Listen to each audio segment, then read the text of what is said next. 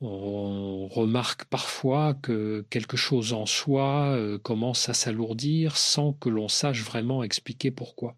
Les journées deviennent plus longues, les pensées plus lentes, et même les gestes simples demandent un effort qui avant passait inaperçu. C'est pas de la paresse ni un manque de volonté, c'est une fatigue qui vient d'un endroit plus profond, là où se croisent les émotions, les attentes et les déceptions que l'on n'a jamais formulées. On continue à avancer comme si de rien n'était, en se disant que tout finira par s'arranger, mais le corps et l'esprit envoient des signaux qui ne trompent pas. Une tension dans la nuque qui revient chaque matin, une difficulté à respirer pleinement, ou cette sensation de vivre en léger décalage avec soi-même. Ce type de lassitude naît souvent quand on chemine trop longtemps sans pause intérieure. Quand on gère les imprévus, les obligations, les relations compliquées et les inquiétudes sans jamais prendre le temps de comprendre ce que tout cela provoque en nous. Au début, on compense, on s'adapte, on se dit que l'on tiendra encore un peu, mais la fatigue émotionnelle n'est pas un simple épuisement, elle s'infiltre dans les pensées, colore les émotions et finit par modifier la manière dont on perçoit la vie. Même les moments agréables semblent plus distants, comme si quelque chose brouillait l'accès à la douceur. Peu à peu, on commence à ressentir une forme de détachement. Non pas parce que l'on ne tient plus aux autres ou aux choses importantes, mais parce que l'esprit cherche à économiser ce qui lui reste d'énergie. C'est une stratégie de survie discrète, presque silencieuse.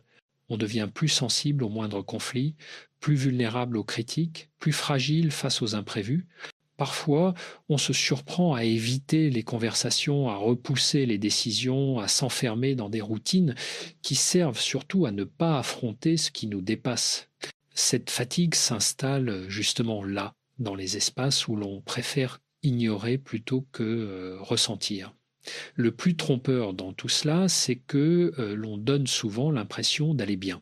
On sourit, on assure, on répond comme il faut.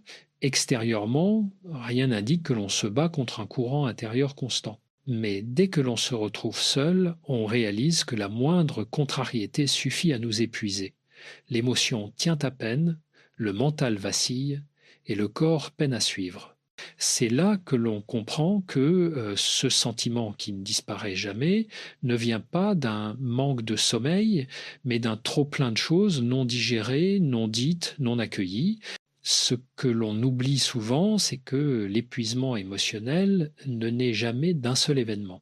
Il se construit à partir d'un empilement de petites tensions, de compromis silencieux, de responsabilités que l'on porte trop longtemps sans les remettre à leur juste place.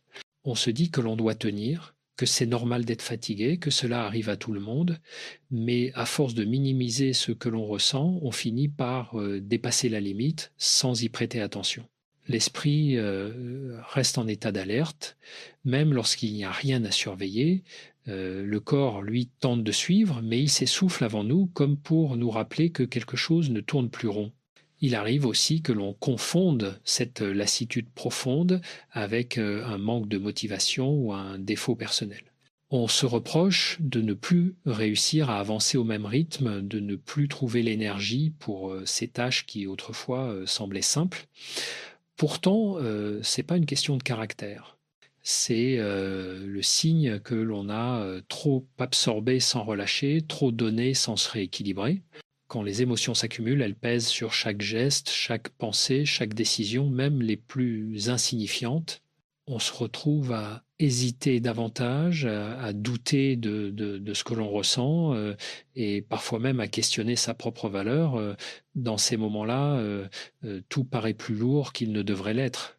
La moindre demande extérieure semble disproportionnée, comme si l'on devait puiser dans une réserve intérieure déjà presque vide. On devient moins tolérant au bruit, à l'agitation, à l'imprévu. Les relations, qu'elles soient professionnelles ou personnelles, demandent une énergie que l'on n'a plus vraiment. Il ne s'agit pas d'un désintérêt envers les autres, mais d'une difficulté réelle à se rendre disponible lorsque l'on peine déjà à se tenir debout intérieurement. Cette fatigue crée alors une distance, parfois discrète, parfois évidente, que l'entourage ne comprend pas toujours. Ce qui rend l'épuisement émotionnel encore plus complexe, c'est qu'il ne s'exprime pas toujours de façon visible. Certaines personnes deviennent irritables, d'autres se renferment, d'autres encore fonctionnent en mode automatique. Ce n'est pas un état spectaculaire, c'est un glissement progressif dans une forme de survie psychique. On fait ce qu'il faut pour avancer, mais on avance sans présence, sans élan. On accomplit les gestes, on remplit les obligations, mais quelque chose dans le regard trahit une lassitude difficile à camoufler. C'est un état où l'on se sent à la fois trop plein et complètement vidé. Et puis, il y a ces moments de lucidité où l'on sent que l'on ne peut plus continuer ainsi, pas parce que tout s'effondre d'un coup, mais parce qu'on réalise que l'on se perd peu à peu. On remarque que l'on ne savoure plus rien, que la joie semble trop lointaine, que l'on vit en mode économie permanente. Cette fatigue ne disparaît pas tant qu'on ne lui accorde pas une place, tant qu'on ne l'écoute pas avec sincérité.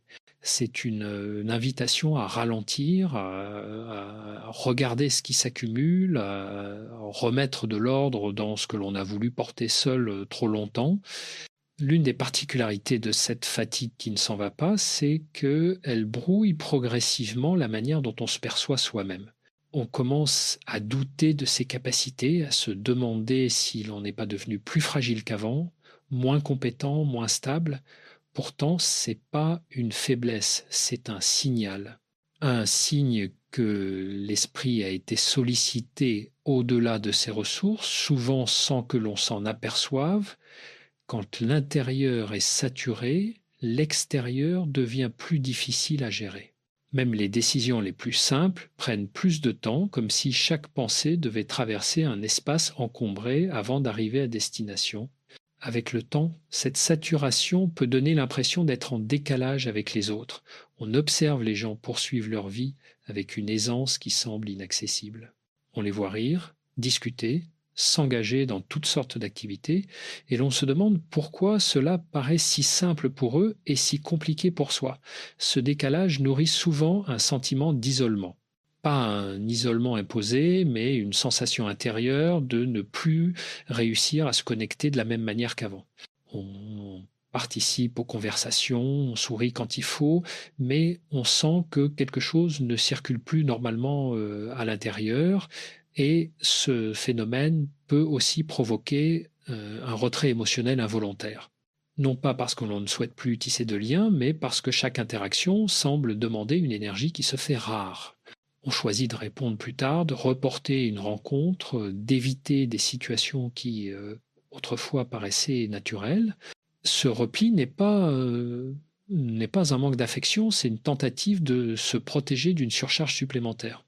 L'épuisement émotionnel pousse souvent à réduire tout ce qui semble ajouter du bruit intérieur, même si ce bruit vient de personnes que l'on apprécie profondément. Paradoxalement, c'est souvent dans ces périodes que l'on devient plus sensible. Un mot mal placé peut peser davantage qu'il ne le devrait, une remarque anodine peut déclencher une agitation disproportionnée. L'esprit, déjà fragilisé, réagit plus intensément aux perturbations extérieures. Ce n'est pas de la susceptibilité gratuite, c'est le reflet d'un système émotionnel à bout de souffle qui tente de gérer avec le peu d'énergie disponible.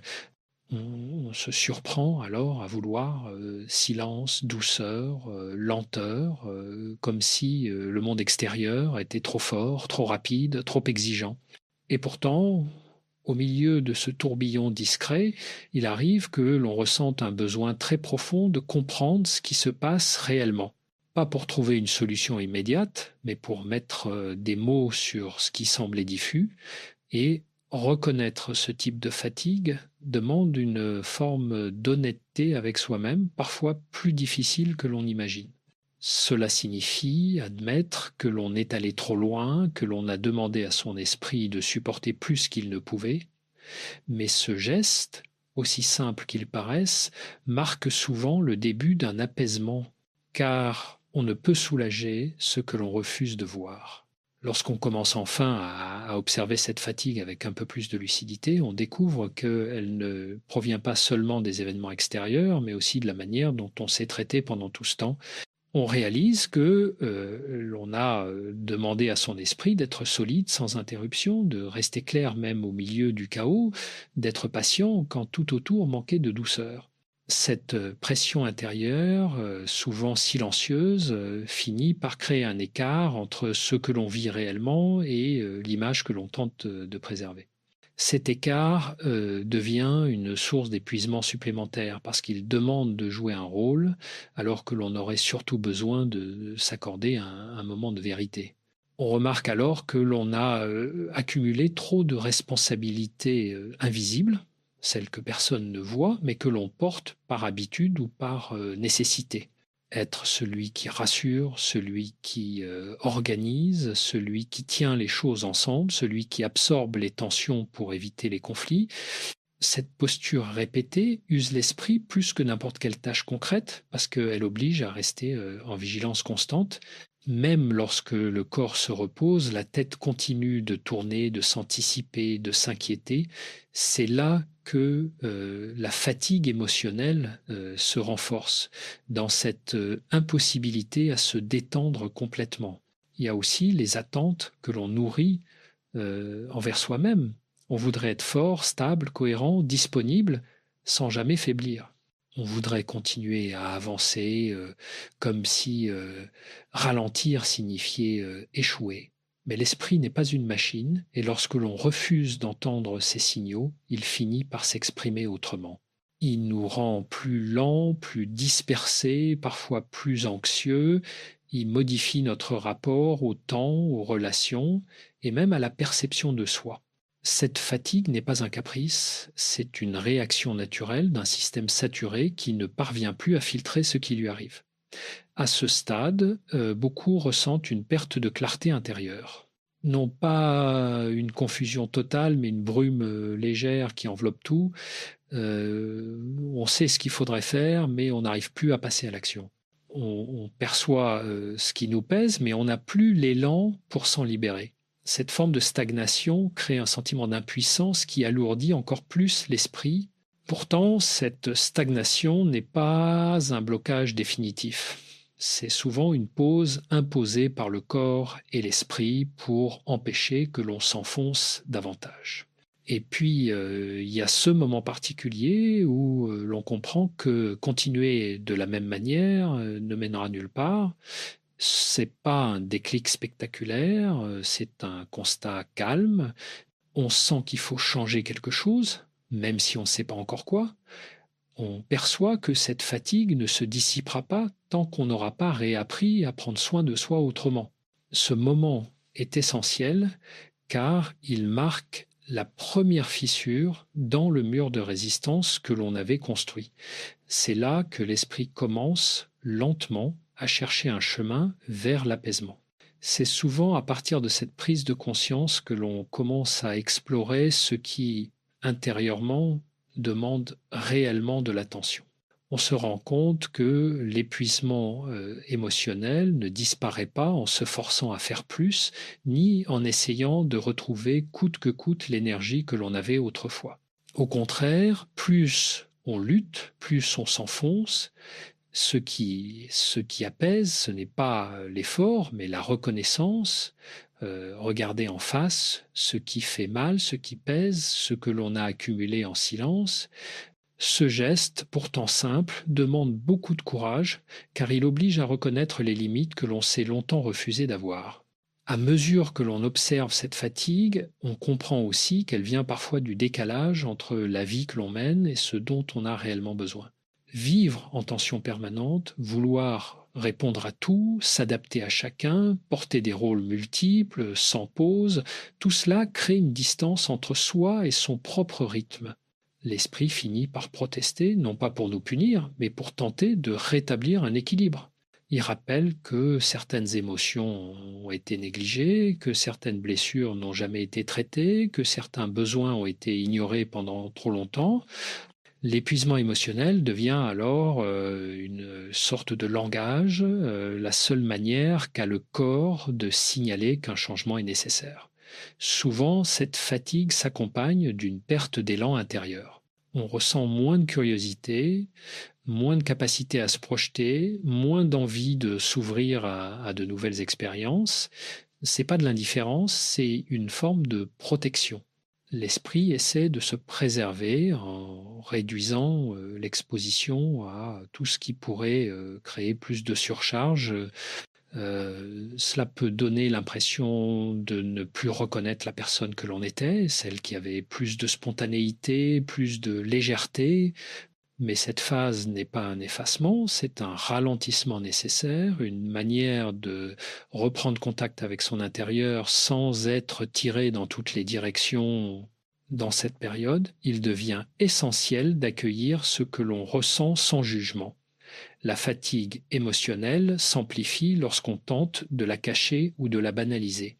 Reconnaître que l'on est à bout, que l'on n'arrive plus à assumer ce que l'on assumait avant, que l'on se sent saturé, c'est pas un aveu d'échec.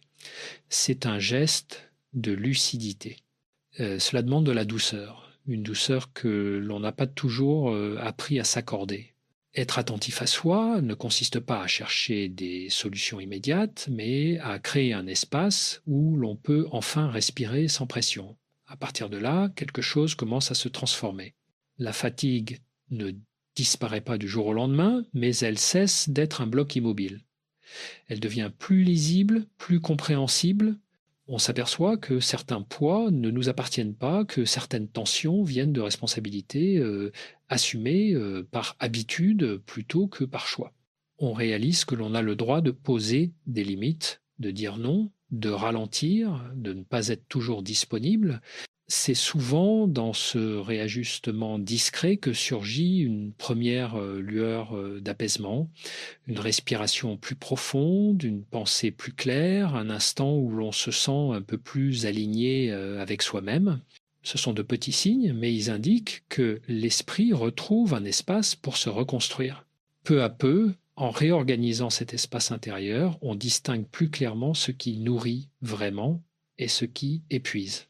On commence à remarquer les situations qui drainent l'énergie presque instantanément, celles où l'on se sent obligé de répondre à des attentes qui ne sont pas les nôtres, celles où l'on s'éloigne de soi pour préserver une façade. Cette prise de conscience n'arrive pas d'un seul coup, elle se construit au fil de moments discrets. Souvent, lorsque l'on se surprend à respirer plus librement après avoir posé une limite ou après s'être offert une pause longtemps différée, ces instants révèlent à quel point l'épuisement émotionnel n'était pas seulement une fatigue, mais aussi un signal de désalignement avec ses propres besoins. À ce stade, il devient nécessaire de redéfinir sa manière d'être présent au monde, non pas en coupant les liens ou en s'isolant, mais en apprenant à se respecter davantage dans chaque interaction. Cela implique de faire attention à la façon dont on s'expose, d'observer ce qui déclenche les tensions internes, de reconnaître les situations où l'on s'oublie. C'est pas un processus de retrait, mais de recentrage. L'idée n'est pas de se protéger du monde, mais de ne plus s'imposer un rythme qui contredit ce que l'on ressent. Cet apprentissage demande du temps, car il oblige à déconstruire des habitudes profondément ancrées. Il y a aussi un autre aspect que l'on comprend mieux à ce moment-là, l'importance du silence intérieur. Pas le silence qui étouffe, mais celui qui apaise, celui qui permet d'entendre à nouveau ce que l'on ressent réellement. Lorsqu'on traverse une période d'épuisement émotionnel, l'esprit est saturé de bruit, d'alerte, de pensées qui tournent en boucle. Retrouver une forme de calme, même infime, devient un acte réparateur. Parfois, cela passe par des gestes simples comme marcher sans objectif, respirer en conscience, rester quelques minutes sans sollicitation extérieure. Ces moments ne résolvent pas tout, mais ils offrent à l'esprit un espace pour se réguler. Au fur et à mesure que ce calme se réinstalle, on découvre une vérité que l'on avait oubliée. On n'a jamais été censé porter tout seul ce que l'on portait. L'épuisement émotionnel se développe souvent lorsque l'on s'isole dans sa propre exigence, lorsque l'on pense devoir être à la hauteur de tout, sans soutien et sans pause. Reconnaître que l'on a le droit d'être vulnérable, que l'on peut demander de l'aide, que l'on n'est pas obligé d'être infaillible, c'est une étape essentielle. Elle ne rend pas la fatigue moins réelle, mais elle ouvre une porte vers un rapport plus doux à soi-même et quelque chose de subtil se produit à partir de là. L'esprit, qui jusqu'ici fonctionnait en survie, commence à se détendre. Les émotions deviennent moins envahissantes, le corps se sent un peu moins tendu, les pensées moins dispersées. C'est pas une transformation spectaculaire, mais une reconstruction progressive. Un geste après l'autre, un choix après l'autre. Et dans cette lente évolution, on sent que l'on retrouve une forme de solidité intérieure, non pas la solidité rigide que l'on croyait devoir montrer, mais une solidité souple, capable d'accueillir, de ressentir et de se préserver sans se fermer. À mesure que cette solidité intérieure se reconstruit, on commence à percevoir des changements subtils dans la manière d'affronter le quotidien. Les situations qui autrefois semblaient insurmontables deviennent plus gérables, non pas parce qu'elles ont changé, mais parce que l'on ne les aborde plus depuis un état de tension permanente. L'esprit retrouve un peu d'espace pour réfléchir, ressentir, décider avec plus de clarté. On remarque que certaines choses qui nous épuisaient ne provoquent plus la même réaction, tandis que d'autres continuent d'exiger un réajustement. Cette observation, plus attentive et moins impulsive, est souvent le signe que l'on se reconnecte enfin à ses propres limites. Cette reconnexion amène aussi une compréhension plus fine de ses besoins réels. On réalise que l'on avait appris à fonctionner dans un mode qui ne correspondait plus à son rythme intérieur. Accepter que l'on ne peut pas tout absorber, tout résoudre, tout comprendre immédiatement devient une forme de maturité émotionnelle. Cette acceptation n'est pas une résignation, c'est une manière d'honorer ses ressources. Elle permet de choisir plus consciemment ce que l'on veut garder dans sa vie et ce que l'on doit laisser derrière soi. Cela peut concerner des habitudes, des responsabilités, parfois même certaines dynamiques relationnelles qui se sont révélées trop coûteuses pour l'esprit. Dans ce mouvement de réajustement, on découvre souvent que la fatigue émotionnelle n'était pas seulement le résultat d'une surcharge, mais aussi d'une absence de respiration intérieure. On vivait dans un enchaînement d'obligations, de pensées répétitives, de gestes automatiques, sans s'accorder de véritables pauses pour ressentir ce qui était juste pour soi. Réintroduire ces espaces, même brièvement, change la manière dont on traverse les difficultés. Eh bien, cela apporte une forme de souplesse qui n'était plus accessible lorsque l'on était submergé. On retrouve le droit de ralentir, d'observer, de choisir, sans culpabilité et sans justification.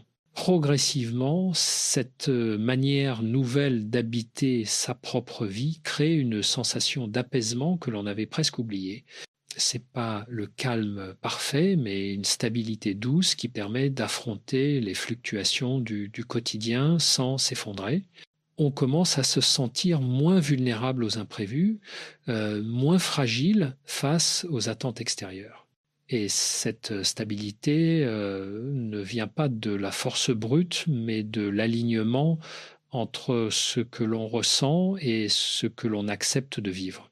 Ce lien intérieur, une fois retrouvé, devient une source de clarté qui guide les décisions, les relations, les engagements. Et parfois, au cœur de cette reconstruction, on réalise quelque chose d'encore plus important. La fatigue émotionnelle ne disparaît jamais totalement d'un coup. Elle se dissipe par couches, lentement, au rythme de ce que l'on comprend et de ce que l'on transforme. Certains jours sont plus légers, d'autres rappellent encore l'ancien poids, mais cette alternance fait partie du processus. C'est pas un retour en arrière, c'est une invitation à continuer de prendre soin de soi avec constance. L'esprit ne demande pas la perfection, il demande de l'attention. Cette attention, lorsqu'elle devient une habitude sincère, remplace progressivement l'épuisement par une forme de paix durable. En arrivant à cette étape du parcours intérieur, on prend conscience que l'essentiel n'est pas d'effacer toute trace de fatigue, mais d'apprendre à vivre en accord avec ce que l'on ressent réellement. L'épuisement émotionnel ne vient pas pour nous réduire, il vient pour signaler que notre regard sur nous-mêmes doit évoluer. Il montre les endroits où l'on s'est oublié, les promesses que l'on n'a pas tenues envers soi, les besoins que l'on a laissés en arrière par réflexe ou par loyauté envers des attentes extérieures. Comprendre cela transforme la manière dont on aborde sa propre vie. Ce n'est plus une lutte contre soi, mais un chemin de retour vers quelque chose de plus juste, de plus calme, de plus sincère. Avec le temps, on apprend que la véritable force ne réside pas dans le fait de tenir coûte que coûte, mais dans la capacité à s'écouter avant d'atteindre le point de rupture. Cette écoute n'est pas un retrait du monde, c'est un geste de présence envers soi-même. Elle permet de reconnaître les signes avant qu'ils ne deviennent envahissants, de rééquilibrer ses priorités, de préserver ce qui est essentiel. On comprend également que l'équilibre émotionnel n'est jamais figé.